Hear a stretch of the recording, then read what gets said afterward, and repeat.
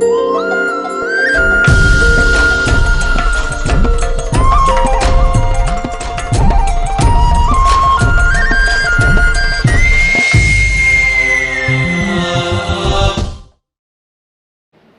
है, लोक स्वराज्य क्या है?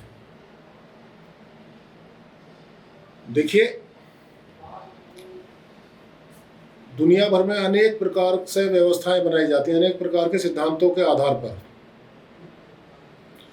लेकिन सभी का संदर्भ इस विषय पर एक ही है कि शक्ति के केंद्रीकरण के द्वारा तमाम व्यवस्थाएं बनाई जाती हैं। ये प्रयोग दुनिया लगभग तभी से करती आ रही है जब से मानव सभ्यता के विकास की बुनियाद पड़ी है, जब भी कभी वो घटना दुनिया में घटी होगी। और आधुनिक दुनिया जिस मुहाने पर खड़ी है, मेरे विचार से वो लगभग असफल पद्धति है, या मैं ये भी दावा कर सकता हूं कि ये पूरी तरह असफल पद्धति है। लोक स्वराज्य का मोटिव क्या है, इसकी संरचना क्या है, ये क्या है, इसके लिए मैं आप लोगों से बात कहूँगा। लोक स्वराज्य का मतलब है सिस्टम का नैरेटिव बदल देना।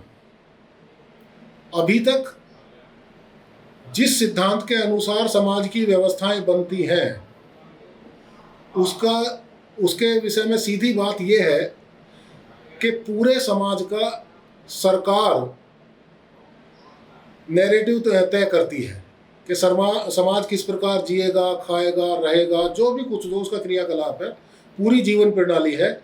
दुनिया भर के देशों में विभिन्न सरकारें समाज का नैरेटिव तय करती हैं, जो कि पूरी तरह से फेल हो चुका है।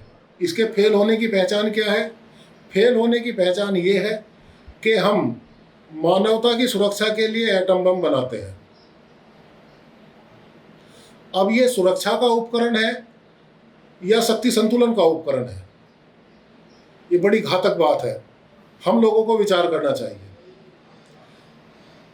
यहां तक कि लोकतंत्र भी, जिसे जनता की व्यवस्था कहा जाता है, लोकतंत्र का पैटर्न भी शक्ति के केंद्रीकरण के आधार पर ही है, और इसका भी कोई ठीक परिणाम नहीं आया है।